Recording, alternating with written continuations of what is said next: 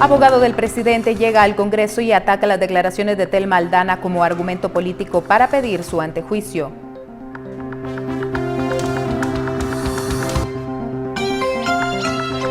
Fiscal de Delitos Electorales pidió a la Comisión Pesquisidora que se levante antejuicio para seguir la pista de dinero reportado por la Superintendencia de Bancos.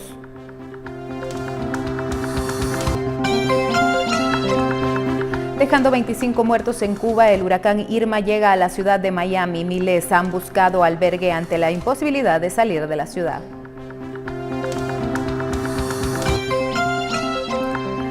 México sigue contabilizando los daños del terremoto que afectó al centro y sur del vecino país.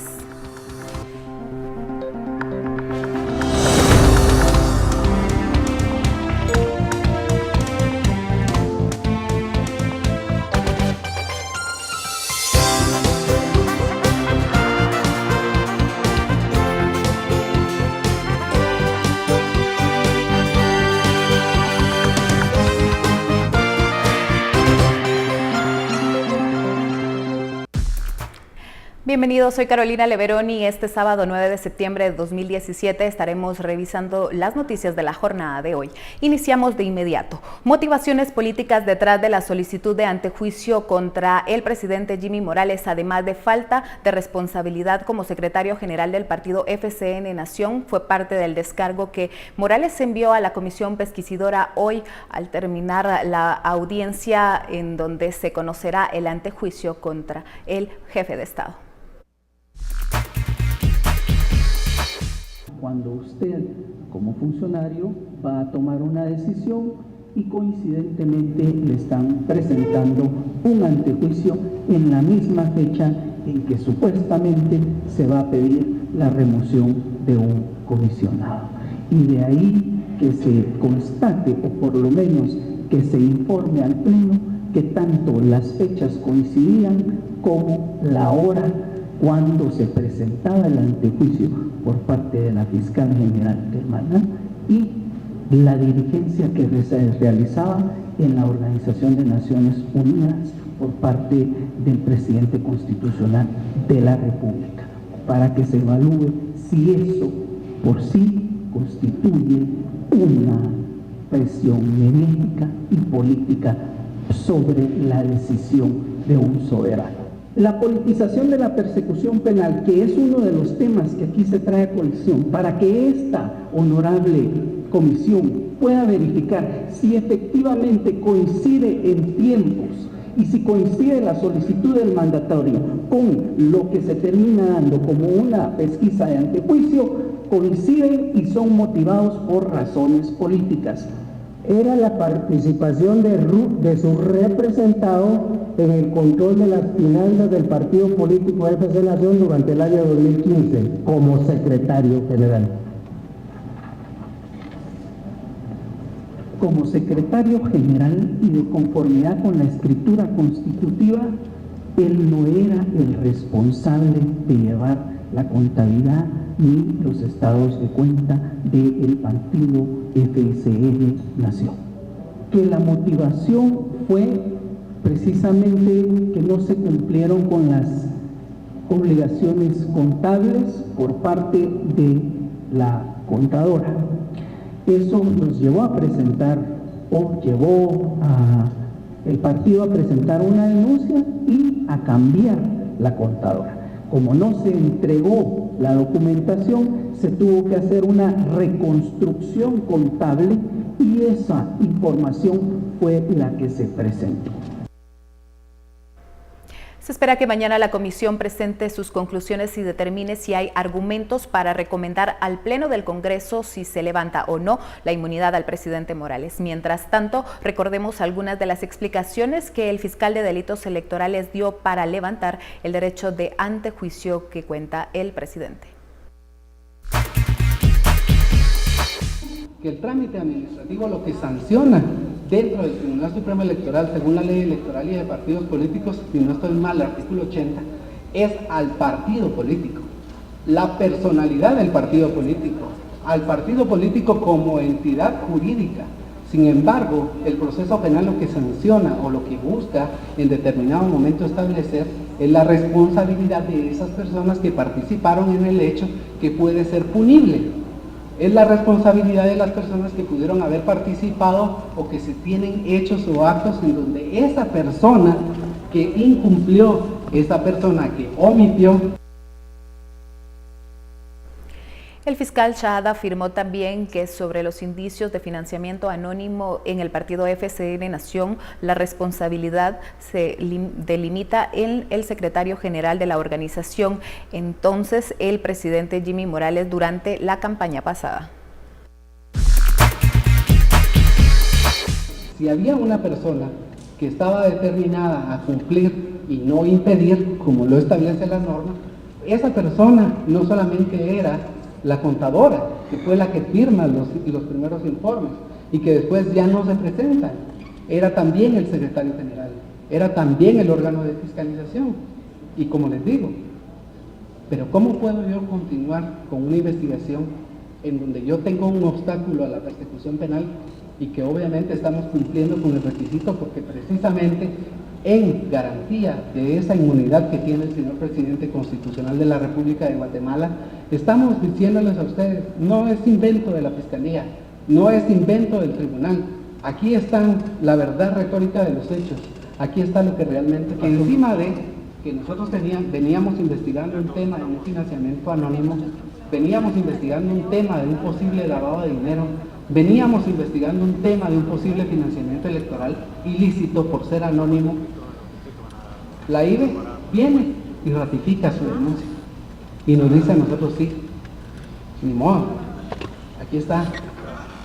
Según lo que nosotros tenemos, sí hubo movimientos extraños en la cuenta del partido, sí hubo movimientos que ameritan ser investigados y esto, señores miembros de la comisión, sucedió durante el mandato de la Secretaría General del señor Jimmy Morales, porque son las cuentas de gastos de campaña y son las cuentas de gastos permanentes del año 2000. El secretario general era el que tenía la firma en las cuentas bancarias. El secretario general, no puedo mandarle a hacer yo un peritaje a los cheques del partido político porque es la persona del presidente de la República de Guatemala la que tiene la firma en esas cuentas bancarias. No puedo hacerle un peritaje, no puedo hacer algunas otras diligencias que no me permite la ley. Por eso es que nosotros estamos pidiendo, y ya lo dijo en su momento la fiscal general, el hecho de que nosotros pidamos el retiro de la inmunidad no significa que lo vamos a venir a capturar al día siguiente, porque obviamente es lo que nosotros estamos respetando, el debido proceso, esa presunción de inocencia. Vamos a México. Una búsqueda contra el reloj de sobrevivientes tras el sismo en el vecino país. En medio de las réplicas, los habitantes del poblado Juchitán aún buscan sobrevivientes en este que fue uno de los puntos que más sufrió tras el movimiento telúrico. Juchitán, este poblado de unos 74.000 habitantes en el sur de México, fue uno de los más afectados por el poderoso terremoto de magnitud 8.2 que sacudió el sur del país en la medianoche del jueves. Ayudados con perros, los rescatistas buscaban el sábado sobrevivientes en medio de los escombros. Sin agua ni electricidad, cientos de familias han montado improvisados campamentos para pasar la noche y cuidar lo que pueden rescatar de sus pertenencias. El terremoto fue el mayor registrado en los últimos 100 años en México, según el gobierno. Ha dejado al menos 61 muertos, 36 de ellos en esta localidad. El potente sismo se sintió también en Tacana, en la vecina Guatemala. Estábamos durmiendo nosotros cuando le dije a mi esposa y a mis niños, levántense porque está muy fuerte. Salimos corriendo, pero en la hora de ellos que se fue la luz, ya mis niños ya no pudieron salir de adentro, pero gracias a Dios los logramos sacar. En este país el terremoto dejó media decena de heridos y 130 damnificados por daños en sus viviendas. El presidente Jimmy Morales visitó la región afectada de Tacana, San Marcos, donde ofreció ayudar a las personas golpeadas por el fuerte temblor que dejó casas destruidas. Los habitantes de la región expresaron la falta de ayuda de parte del alcalde regional y de parte del gobierno. En este momento vamos a poder hacer el recuento de cuántas son las personas que necesitan ayuda por esta emergencia. fuera de lo que es el terremoto o el temblor, perdón, se necesiten algunos productos como láminas, algunos materiales que puedan ayudar a luchar contra las pobrezas y las inclemencias que hemos tenido acá. Me ofrecieron de una ayuda, hasta la fecha no he recibido nada. Espero que ustedes lo que ofrecen lo cumplan, porque realmente, y quiero también pedir al señor alcalde don Eugenio que las ayudas se manejen de acuerdo a las necesidades, no por vía política.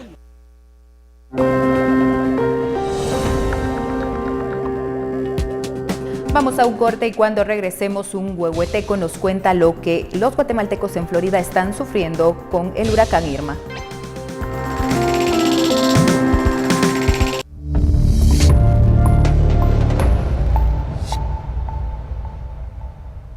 Un infierno de vientos de huracán, lluvias torrenciales y penetraciones marinas vivía el poblado del norte centro de Cuba, por donde cruza el ojo el poderoso ciclón Irma. El huracán Irma arribó el sábado a Caibarien, una población de 40.000 habitantes, 330 kilómetros al este de La Habana, con vientos de 215 kilómetros por hora y fuertes lluvias. A su paso dejaba una estela de tejas arrancadas de los techos, postes y tendidos eléctricos derribados, ramas de árboles y escombros. Las autoridades evacuaron a más de 6.250 personas del pueblo, que revive la pesadilla de 1985, cuando el huracán Kate destruyó gran parte del lugar. Irma, surgido a finales de agosto frente a las costas africanas, llegó a Cuba tras dejar una enorme destrucción y al menos 25 muertos en islas del Caribe. Y al otro lado del estrecho de la Florida, más de 6 millones de personas recibieron la orden de evacuación. En las próximas horas se sentirán los efectos más fuertes de este huracán. Las autoridades de Florida, en el sur de Estados Unidos, ordenaron el sábado la evacuación a más de 6 millones de personas ante la inminente llegada del potente huracán Irma. Se trata de más de la cuarta parte de la población de ese estado del sureste del país. Más de 54.000 personas se encuentran refugiadas en unos 320 albergues abiertos a lo largo de Florida, según los servicios de emergencia. Otros cientos de miles se refugiaron por sus propios medios antes del arribo previsto para la mañana del domingo de Irma, que ha sembrado una enorme destrucción y dejado al menos 25 muertos a su paso por el Caribe. Un guatemalteco que vive en el área sur del estado de Florida, uno de los primeros lugares donde golpeará Irma, nos cuenta las evacuaciones, ayudas y problemas que viven en este momento los pobladores de la región. Y aquí estoy en uno de los refugios que se abrieron en el condado de Collier, que está en el sureste de la Florida. Este lugar se llama Immokalee, nuestra comunidad, y esta es una escuela donde hay más de 1,000 personas que estamos aquí básicamente en uno de los albergues, pero hay como 6 en esta área. Entonces la mayor parte somos guatemaltecos de la región de Huehuetenango y San Marcos. Y en este momento podemos observar que hay una fila básicamente para recibir comida en esta tarde. Entonces estamos esperando el huracán Irma para el día de mañana por la tarde. Y según los últimos reportes, que está la categoría 3 en este momento, que se mueve a 9 millas por hora. Entonces esperamos una lluvia tal vez hoy en la noche y viento, pero el día de mañana va a haber más ese efecto del huracán Irma. Vamos a una pausa y al regresar, un inusual decomiso logra la policía tras una revisión corporal a una mujer que intentó ingresar a la Granja Penal Canadá.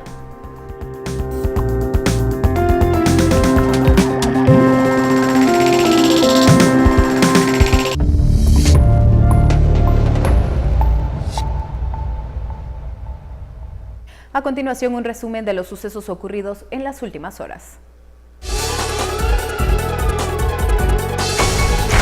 Un fallecido y 3 heridos dejó un accidente de tránsito en zona 15. En el Boulevard Vistahermosa y 20 Avenida de la Zona 15, la lluvia provocó que derrapara un vehículo tipo agrícola de color gris, que chocó contra un poste de alumbrado público y dio varias vueltas. Rosa Araceli Meda, de 35 años, fue capturada por agentes de la Subdirección General de Investigación Criminal al ser sorprendida en la entrada principal del Infiernito, con una granada de fragmentación entre sus partes íntimas. Según se estableció, esta mujer pretendía ingresar a la granja penal, donde iba a entregar el artefacto explosivo a privados de libertad, quienes provocarían un amotinamiento y huirían del referido centro carcelario. Se capturó a José Luis Pinzón López, que manejaba un automóvil marca Volvo modelo 2009, color negro, estableciéndose a través de imágenes que este sujeto es uno de los presuntos responsables de haber participado en el robo a mano armada en una gasolinera de la zona 10. Por una Guatemala en paz, Aceli Bolaños. La manera en la que nos percibimos a nosotros mismos tiene un tremendo impacto en nuestra vida y relaciones. Por ello, hoy en la serie especial Puros Cuentos Saludables conoceremos sobre este asunto.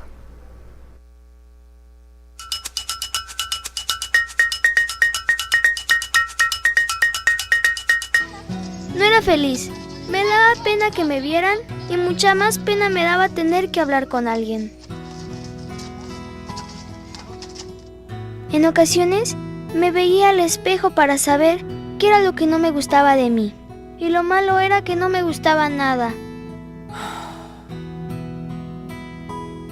Quise desaparecer del mundo, y aunque eso era imposible, logré convertirme en una sombra que seguía a los demás y aún estaba entre ellos, pero nadie lo notaba. Pero tampoco entonces fui feliz, incluso me sentí peor, y por fin me di cuenta de que algo me hacía falta. Pensé que tal vez sería feliz si fuera tan bonita como María. O si sacara tan buenas calificaciones como Juan, que además tiene muchos amigos y las maestras lo quieren. O tal vez si yo no fuera yo. Estaba tan triste que la maestra se dio cuenta y se acercó a decirme: «Eres maravillosa. Deberías hacer una lista con todas tus cualidades, que deben ser muchísimas». Y me pareció buena idea. Esa misma noche me senté a escribir todas las cosas que hago bien. Mis papás se ríen mucho de mis chistes. Cuando juego, invento historias padrísimas. Cocino unas galletitas deliciosas. Riego las plantas y mi abuela dice que doy los abrazos más cariñosos del mundo. Como a pesar de la lista me sentía triste, me puse a dibujar, me olvidé del mundo y con un lápiz plasmé la sombra de mis sueños. Toño dijo que a él le gustaría algún día dibujar como yo. Juan me pidió que le regalara el dibujo para pegarlo en su cuarto. Y María me dijo: «Eres única». Esa tarde volví al parque y como los otros niños también reí, inventamos aventuras, jugué con ellos y me sentí una heroína.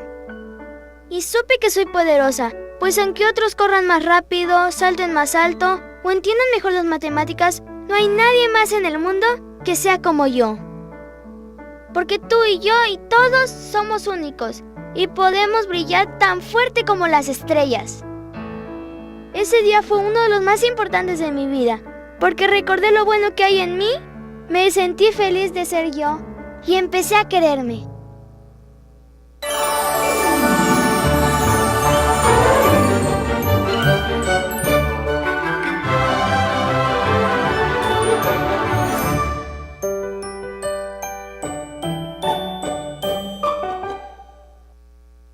Y conozca el concepto retante, revelador y directo del dibujante Arnoldo Ramírez Amaya, quien nos presenta el montaje Eros en Galería El Ático.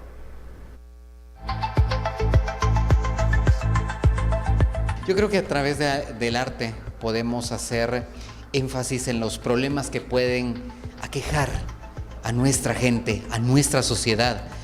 ¿Cómo lo visualiza el maestro a través de su propia obra, de su propio trabajo? Bueno, mire, eso que usted acaba de decir es tremendo. Uno, porque los artistas, los verdaderos artistas, nacemos con la obligación de darle respuesta a nuestra sociedad de las dudas que ellos tienen y no pueden resolver, ¿va?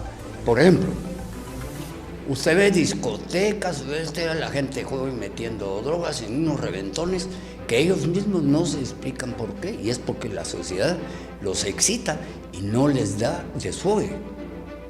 Entonces, se desfogan con música gringa, con música estrambótica. Y el imperio nos impone la moda, nos impone la economía, nos impone la explotación, y muy difícilmente los países subdesarrollados tenemos la mínima posibilidad de hacernos conocer y hacer conocer nuestra realidad.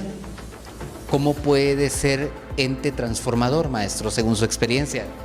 Es la obra de una generación o de un grupo social. Digamos, es icónico y un poco, digamos que un mito, ¿no?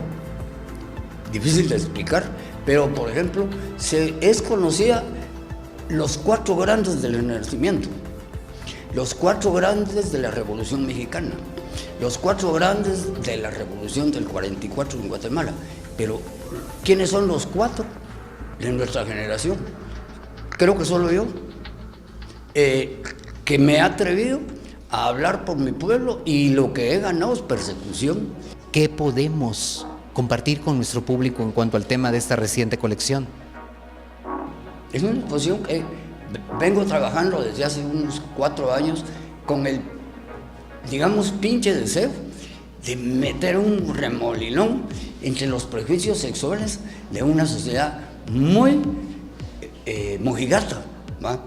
Y les estoy mostrando que el erotismo no tiene que ver ni con la pornografía ni con la prostitución. Y es más, aquí atrás tiene 8 retratos de García Lorca, que fue muerto, fue fusilado, no tanto por agredir a la sociedad, sino por homosexual. Si García Lorca hubiera vivido ahora, sería un tremendo ejemplo para romper los tabúes de una sociedad hipócrita. Sí, tremendamente hipócrita. Por eso incluí los retratos de García Lorca, que además, si ustedes se dan cuenta, fueron hechos en una noche los 8, a una velocidad increíble, con un virtuosismo que me lo gozo, ¿me entienden? Lo que comparto es exhibir mi trabajo ahora con bastante libertad, ganada por mí mismo, ¿sí? Y fuera de todos los cánones de la moda o de la corriente de los artistas.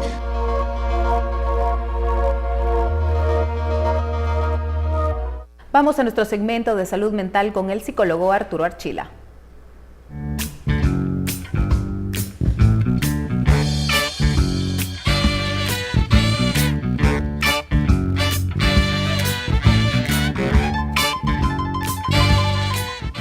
La salud mental es parte fundamental de la vida.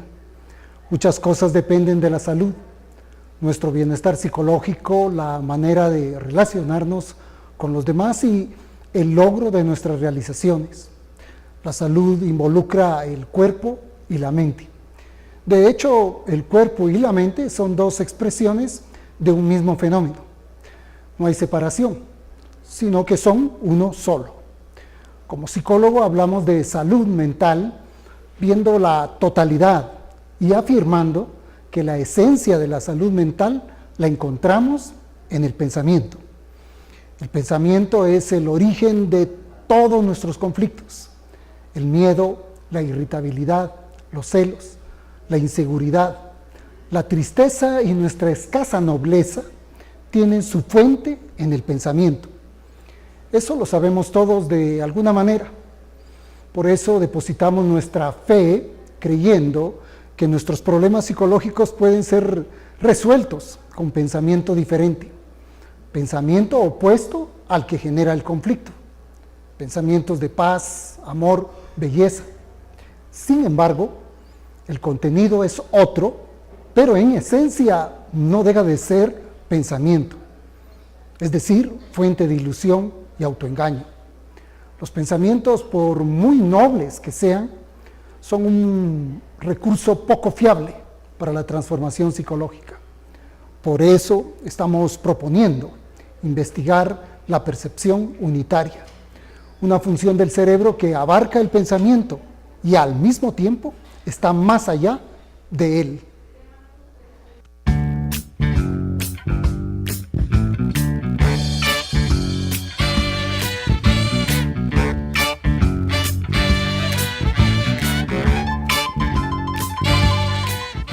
John Deere, en cualquier clima, somos su mejor opción.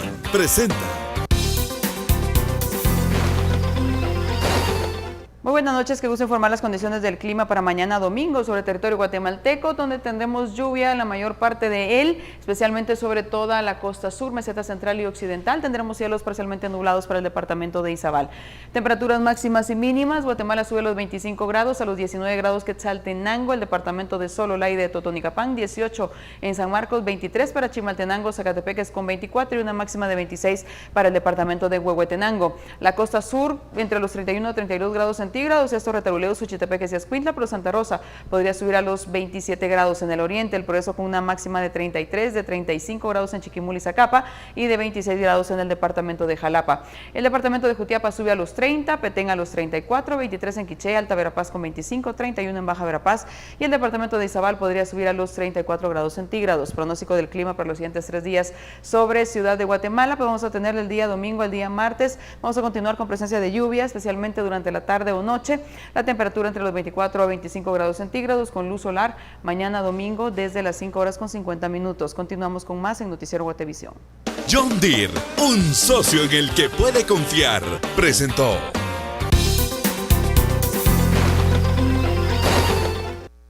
Muchas gracias por acompañarnos en el recorrido noticioso de este día. Cuando regresemos del corte, les acompañaré junto a mis compañeros de Panorama Político discutiendo sobre el caso del antejuicio contra el presidente. Los esperamos.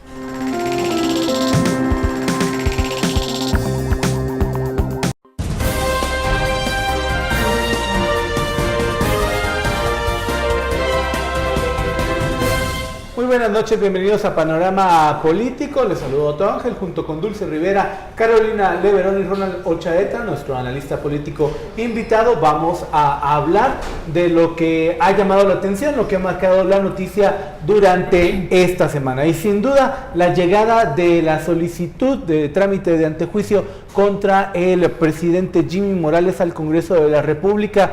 Creo que es el gran tema de esta semana, aunque hay que mencionar que muchos guatemaltecos ya al final de esta, por este terremoto, dependiendo de la óptica que se quiera ver, también ha llamado muchísimo la atención. Con la información que hoy se dispone, no hay pues grandes daños para el país, más bien el susto, lamentablemente, en México sí. Pero hablemos de lo que nos atañe, damas, caballero.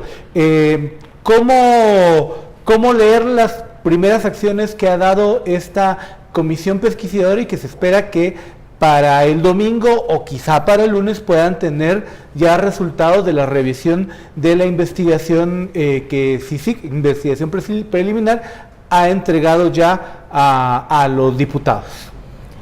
Ya, yo creo que en todo caso vemos de que la salida o la forma en cómo la Corte Suprema de Justicia despachó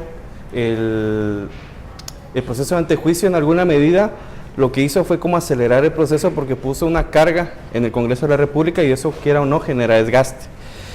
Este proceso, al final, los diputados lo que hicieron fue sacarlo de una vez, despacharlo, es decir, crear la comisión pesquisidora sin antes atender, por ejemplo, hacer un proceso de lobby o de cabildeo para poder ver la forma en cómo darle mejor tratamiento al tema. Lo que quiere decir es de que la forma en cómo se eligió la comisión pesquisidora de manera tan acelerada muestra señales de miedo y de temor de los propios diputados. No es decir que se tenga confianza del 100% sobre el proceso de antejuicio, lo cual al final genera, creo yo, una medida, si lo queremos ver así, apresurada del propio Congreso de la República, pero entendamos algo, los pactos y los cabildeos que se puedan hacer en política y peor en este país duran 24 horas. O sea, no importa si la temporalidad es de 5 días o de 30 días, como establece la ley. Sin embargo, los procesos del proceso de antejuicio de por sí ya es un proceso de antejuicio que genera desgaste a toda la institucionalidad. O sea, no solo al Congreso de la República, no solo a la Presidencia, sino que a todos los actores involucrados que están alrededor de ello. Y partiendo también de la otra perspectiva que podamos ver, la ciudadanía, quiera o no, está vigilante al proceso, ¿ya?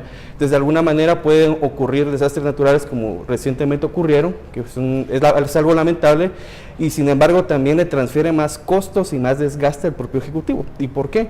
Porque un desastre natural también es un proceso que hay que atender de manera urgente, pero también tenemos procesos institucionales, como un proceso de antejuicio, que está desgastando a la propia Presidencia y al propio Ejecutivo. Entonces, de alguna manera, podemos observar también de que este desgaste se puede transferir a otras instituciones como el Congreso de la República. En todo caso, el presidente, por ejemplo, decía declarar un estado de excepción. Si en dado caso ocurre, por ejemplo, mucho daño en las áreas afectadas por este sismo. Que digamos, con lo que ahora se cuenta, tampoco hay una gran situación que pueda ocurrir. Claro, pero se pueden entender que se pueden hacer este tipo de acciones políticas con tal de retrasar o seguir negociando con los actores políticos dentro del Congreso, ¿verdad?, para poder tener un dictamen, ya sea desfavorable de parte de la Comisión Pesquisidora o, en todo caso, no alcanzar los 105 votos que demanda la ley para poder retirarle la inmunidad al presidente. Y es que sin duda la forma o la rapidez que salió el presidente Jimmy Morales posteriormente al jueves que ocurrió el sismo fuerte que azotó al país, entendemos que él como presidente tiene que salir a dar una postura, una declaración, al hacer un llamado a la calma. Sin embargo, creo que esto también puede aprovecharse, aprovechando la coyuntura, y vamos a un presidente silencioso desde hace 15 días por lo menos, de no responder ningún tipo de preguntas, de huir a la prensa y solo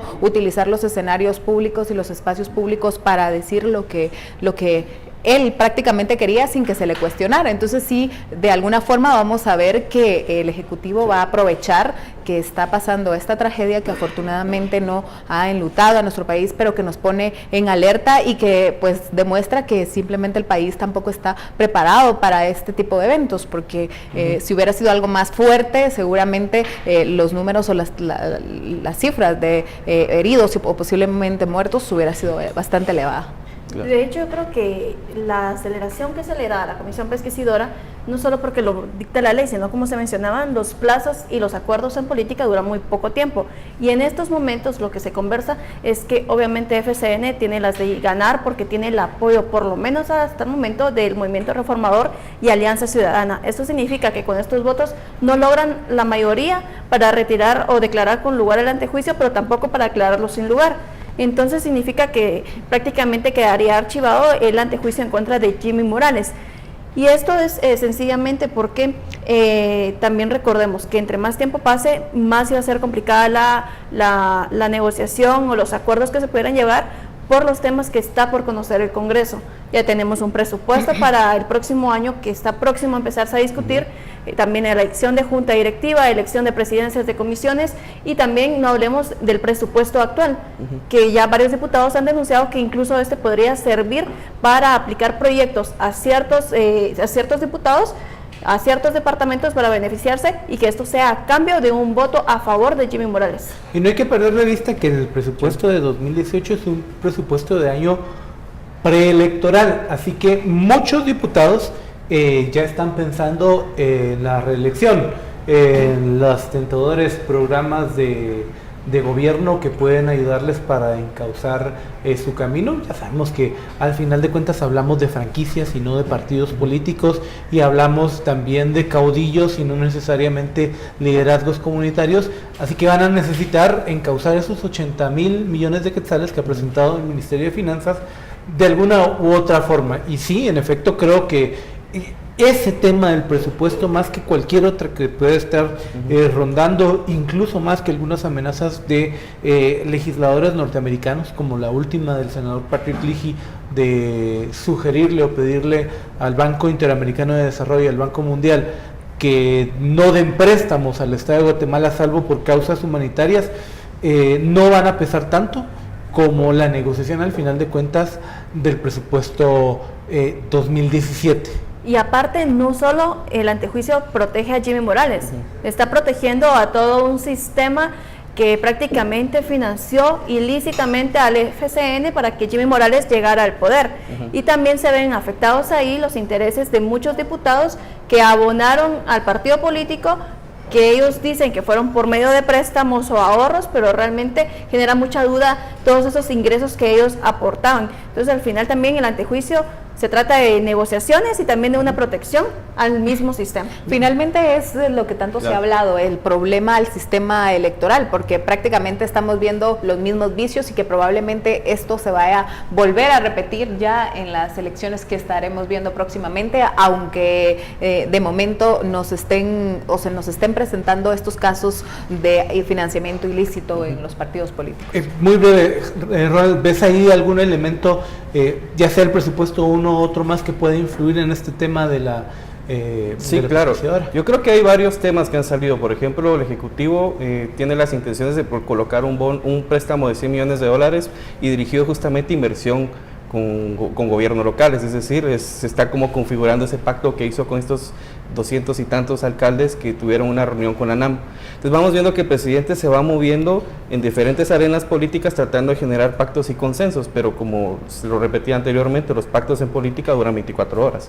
Entonces en la medida del proceso de antejuicio se vaya desarrollando, también por ejemplo hay acciones de carácter inmediato que tú ya mencionaste, por ejemplo las acciones que está haciendo la Cámara Baja y la Cámara Alta del Congreso de Estados Unidos, y que son acuerdos que se hacen a partir de dos partidos políticos. O sea, se está tratando de ver la forma en cómo empezar a operar sanciones desde la política internacional hacia el país, y que eso tiene graves consecuencias. Por ejemplo, si se logra, por ejemplo, la enmienda del senador Leji, lo que vamos a encontrar es justamente bloqueos, ¿verdad? Desde el financiamiento para el presupuesto 2018, ¿verdad? Ronald, vamos a seguir hablando de este tema cuando regresemos del corte. Continúe con nosotros aquí en Panorama Político.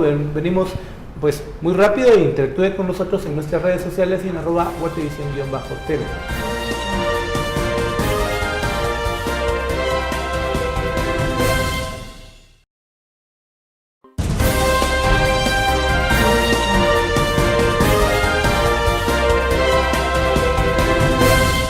Gracias por acompañarnos aquí en Panorama Político. Seguimos hablando de la decisión, bueno, estábamos hablando de todo este contexto de la Comisión Pesquisidora, el antejuicio del presidente Jimmy Morales, y habíamos dejado con Roland en la palabra hablando de este, no sé si la mejor palabra es un somatón de mesa, el senador norteamericano Patrick Leahy, que es, digamos, una de las personas que tiene mayor tiempo en el Senado norteamericano, en la Cámara Alta, tanto en materia de relaciones exteriores como también en materia presupuestaria. El senador Leahy, se filtró un borrador en el que esencialmente le está proponiendo al Congreso que se le ordene a su representante norteamericano en el Banco Mundial y en el Banco Interamericano de Desarrollo que cierre el chorro de préstamos para Guatemala por todas las acciones que han ocurrido en estos días.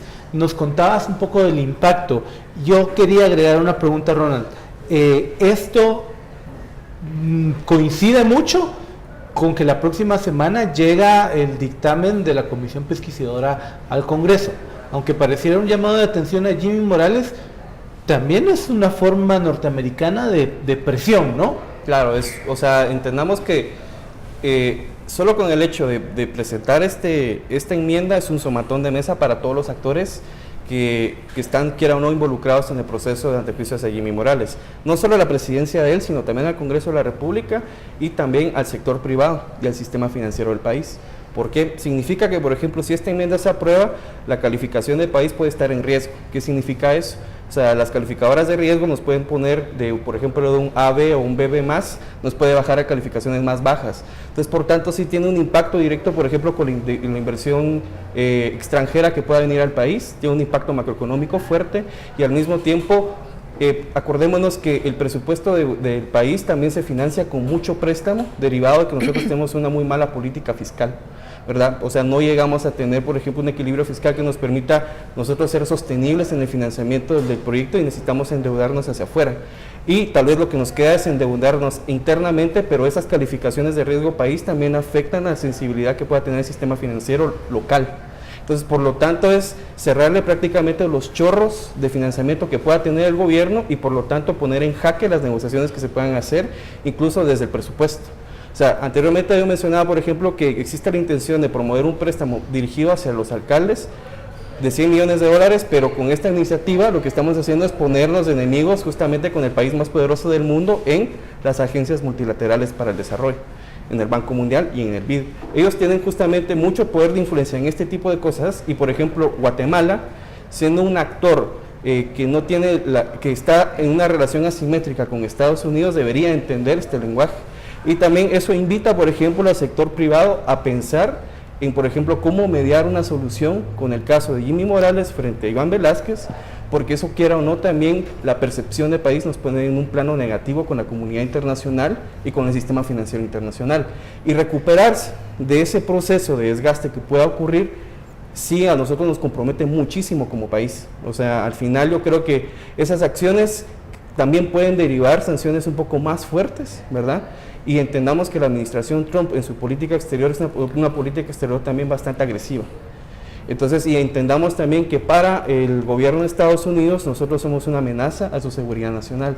Entonces, ¿y por qué? O sea, sabemos de que, por ejemplo, Guatemala es un país con instituciones frágiles que permite la corrupción y, por lo tanto, quiera o no, el narcotráfico y el crimen organizado florece en este país y, por lo tanto, con el simple hecho de que esto florezca para Estados Unidos es una amenaza, ¿verdad? Es decir, hay que entender entonces que esta decisión del presidente Morales trae un fuerte impacto al país, y entre esto está a la economía, y donde no hemos visto tampoco a un sector privado pronunciándose de una forma más tajante, más activa. Hemos visto únicamente por ahí comunicados, hemos visto, pero no hemos visto una postura más contundente del sector privado, que sin duda también es a ese sector donde impacta directamente. Que va un poco por la naturaleza de cómo CACIF toma decisiones. O sea, CACIF nunca es tan tajante, porque para tomar una postura ellos tienen la política de que tienen todas las cámaras tener un consenso. Eso es bastante dificultoso, y obviamente hay cámaras que son un poco más proclives a la administración de Jimmy Morales y otras menos proclives. Creo que esta medida, si se terminase concretando, porque ahorita está en un momento de amenaza nada más, sí va a forzar que cámaras como la financiera, quizá los industriales, vayan a tener que, como lo citaba Ronald, tratar de mediar de manera más efectiva. Y quería ir sobre ese punto, Dulce, la mediación. El Congreso es el ente de diálogo político por excelencia, pero no vemos a alguien en el Congreso que esté intentando mediar esta crisis política. Y los únicos visos que hemos visto de mediación han salido de la fiscal general diciendo que pues, ya le mandó el mensaje al presidente Morales de que se sienten a platicar. Y el procurador de derechos humanos, el procurador incluso lo citan esta semana, el mismo procurador dice que le han llegado mensajes diciendo: mira, ya no te metas a esto, nos traicionaste con el amparo. ¿Cómo está en el Congreso esa sensación de mediación que debiese ser necesaria en este momento?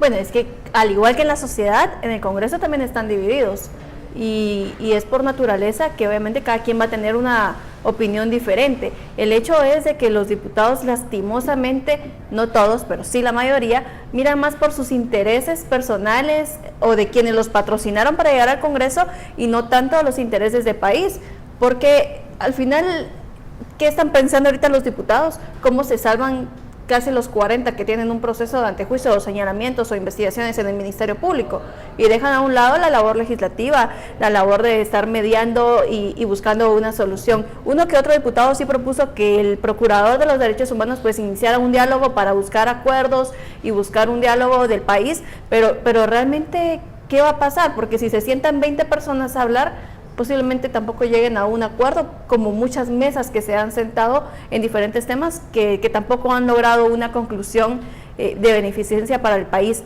Y en el caso particular de los diputados en el Congreso, pues también vemos falta de cabildeo, falta de liderazgo político, mucha inexperiencia en el actuar legislativo, y lo que mencionaba al principio, simplemente miran por sus intereses y dejan a un lado lo que está pasando en el país. Y prueba de lo que pudiera pasar con ese cierre de chorro de préstamos y demás podría ser que el Estado principalmente no tenga financiamiento para el próximo año, para poder pagar los gastos que se tienen, porque al final el presupuesto, la mayor parte es para funcionamiento y no para inversión. Estamos hablando de cerca de 30.000 millones que serían con préstamos y con bonos, según lo que ha planteado el Ejecutivo.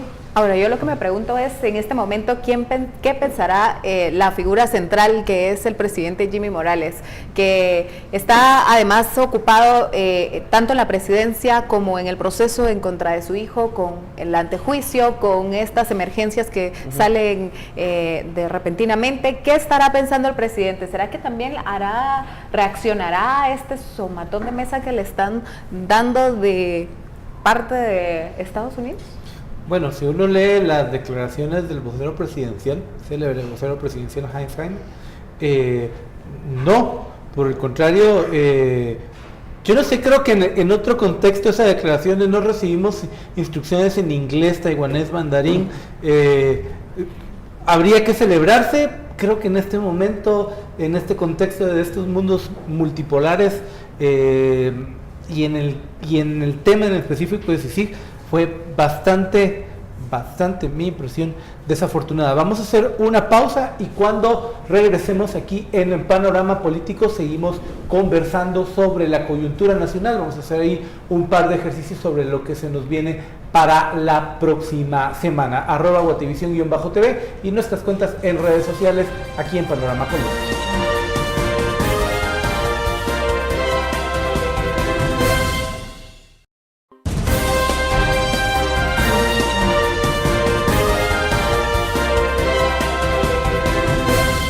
Muchas gracias por acompañarnos a Panorama Político. Entramos a la recta final de este segmento de discusión de la coyuntura nacional. Quisiéramos un ejercicio, acompáñenos usted en casa. A ver, con todo lo que hemos hablado en los últimos 20 minutos, hay que pronosticar qué va a decir la comisión pesquisidora. ¿Va a pedir o va a recomendar que se levante el derecho de antejuicio en contra del presidente? ¿Y qué va a decir también, porque son momentos distintos, el Pleno del Congreso? Y uno no necesariamente depende del otro. Ronald, ¿qué piensas? Pues yo creo que la comisión pesquisidora tiene que hacer su trabajo. Sin embargo, ya vemos que hay varios actores ahí dentro de la mesa que no necesariamente están, por ejemplo, del lado de la justicia, por llamarlo de una manera, sino que, por ejemplo, están más del lado de las alianzas que se refería a Dulce anteriormente, que es decir, FCN tiene una cercanía directa con MR y también con la Alianza Ciudadana. Por lo tanto, podemos ver de que los votos de Lolo Beltrán y el voto de, por ejemplo, que pueda poner Eva Monte, son votos que se pueden poner como en duda, ¿verdad? Dada la naturaleza de estas alianzas que mantiene actualmente no solo la Junta Directiva del Congreso, sino también el propio FCN. Entonces, a la par de eso, nosotros podemos tener otra lectura, que es decir, que dado este tipo de mensajes que nos están mandando nuestros amigos del norte, el Congreso de la República también tiene que ser muy cauto para poder entender entre líneas qué es lo que nos quieren decir, ¿verdad? Porque quiera o no, como tú mencionabas, el Congreso de la República es el ente político de debate y de diálogo, y si no hay cabezas que estén liderando un proceso de salida institucional a esta crisis que nosotros estamos viviendo, creo que sí, en la medida de lo posible, podemos tener dos escenarios en el Congreso. Uno, que se le dé un dictamen favorable, por ejemplo, para proceder con el antejuicio, pero el propio Congreso de la República no llega a los 105 votos para proceder. Por lo tanto, se va a ver en el imaginario público que el Congreso de la República está protegiendo al señor presidente. ¿Y qué es lo que implica para el Congreso de la República? Va a implicar un desgaste innecesario para ellos. Solo para ponerlo en términos de sí o no, tu pronóstico es que la pesquisidora va a decir no y el Pleno va a decir no. No, la pesquisidora dice que sí y el Pleno dice que no, no alcanzan los votos. Dulce Rivera. Sí, está en juego muchas cosas y de hecho la popularidad o cómo puedan ver a las personas. Yo creo que la comisión va a decir que sí, porque lo que ellos tienen que determinar es si el antejuicio es político o si es espurio. Y en mi percepción es de que no es político y tampoco es espurio, porque sí hay indicios que se pudo haber cometido algún tipo de delito por parte no solo de Jimmy Morales, sino también de otros actores. Recordemos también que en esta investigación va más dirigida a personas, ¿verdad? Ya vimos al Tribunal Supremo Electoral haciendo pues los procedimientos administrativos en contra del partido. Sin embargo, este dictamen del Tribunal Supremo Electoral evidencia que hay sospechas de irregularidades, de financiamiento anónimo, de financiamiento electoral ilícito, que es donde ya el el Ministerio Público debe actuar. Yo coincido con mis colegas acá, con Dulce y con Ronald, respecto a que la comisión creo que no se va a arriesgar tanto, aunque pongo mi duda en el voto de el diputado Juan José Porras del Partido Viva, que recordemos que él también fue diputado del Partido Patriota, y pues entonces ahí un partido ya Pero en algunos momentos votó disidente, debo decir. Pues ahí, como digo yo, por eso tengo mis dudas ahí, ¿verdad? Y por esa razón tengo mis dudas también, más por los sectores que están detrás de él. De nuevo aterrizándolo, la comisión dice que sí, aunque ¿y el pleno dice que no. Igual Dulce Rivera. Pues cualquier cosa puede pasar, y es que yo creo que el pleno también puede decir que no por lo mismo, porque no están protegiendo solo a Jimmy Morales, están protegiendo a todo un sistema. Javier Hernández, Edgar Ovalle, Adín Maldonado, o sea, no es solo Jimmy Morales, es toda la estructura de FCN que durante la campaña electoral recibía como que fuera a ir al mercado a gastar y todo, sin reportarlo, sin llevar unas cuentas reales, un y al total final descontrol. eso se comete un delito, porque la ley así lo contempla, aparte de haber ocultado la información que el tribunal le solicitaba y que por ley tenían que entregar esos informes financieros. Sí, yo todavía tengo mis dudas de la comisión pesquisadora, no soy tan optimista, creo que va a decir que no, y eso les va a dar muchos más asideros al pleno para decir no al antejuicio contra Jimmy Morales. Quería aterrizar en los últimos minutos que nos quedan sobre un poco lo que ya citaba Dulce. A ver, lo que ya se sabe del antejuicio, los diputados lo reciben y creo que en un ejercicio de transparencia lo comparten con los medios de comunicación. No sé si ya lo colocaron en la página, esas 1040 hojas que la Comisión Internacional contra la Impunidad del Ministerio Público trasladan.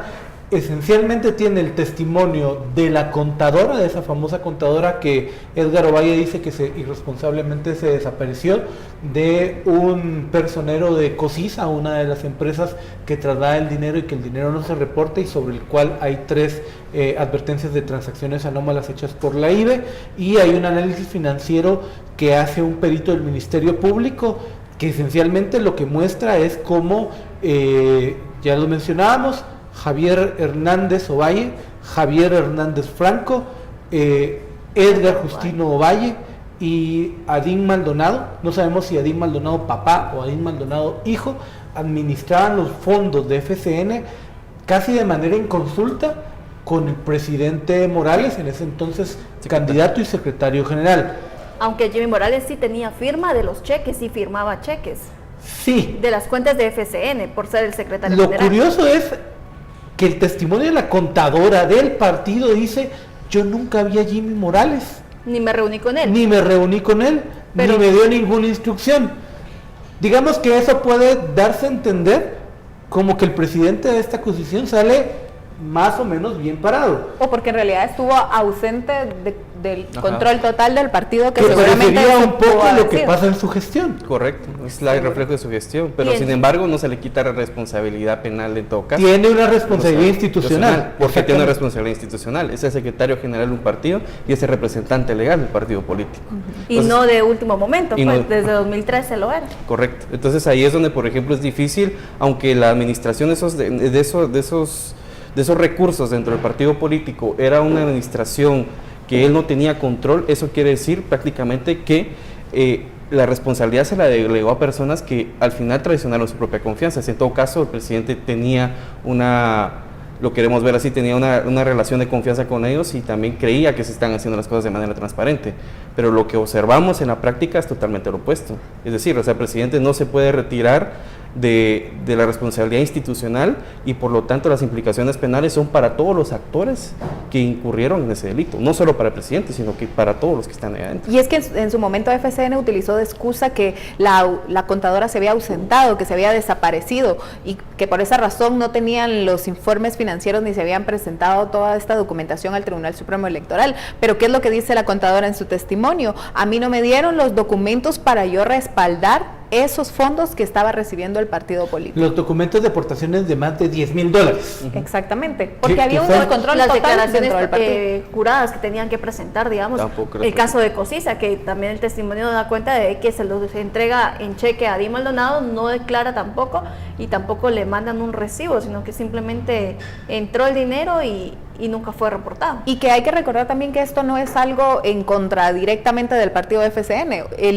La misma CICIG y el mismo Ministerio Público, en un informe sobre financiamiento electoral ilícito presentado en 2015, evidenciaba cómo se estaba manejando la política con el dinero y cómo esto representaba un peligro inminente al sistema de partidos políticos y que de alguna forma tiene que salir y tiene que investigarse. Y que aparte también hay acusación contra el líder y contra la UNE, los dos secretarios de ese momento. Obviamente tal vez el caso no se mira tan acelerado porque es diferente un antejuicio en manos de la Corte Suprema de Justicia con un juez pesquisidor que permite presentar amparos con un proceso en el Congreso en donde la comisión pues tiene plazos más definidos y es como que más visible porque es más pública las audiencias. ¿Algún comentario final, Ronald? Sí, yo solo quiero agregar al análisis de que también hay otra carta ahí suelta que pocos le han puesto atención, es de que el Tribunal Supremo Electoral suspendió a FCN. Entonces esta suspensión del partido puede generar en el corto plazo su cancelación.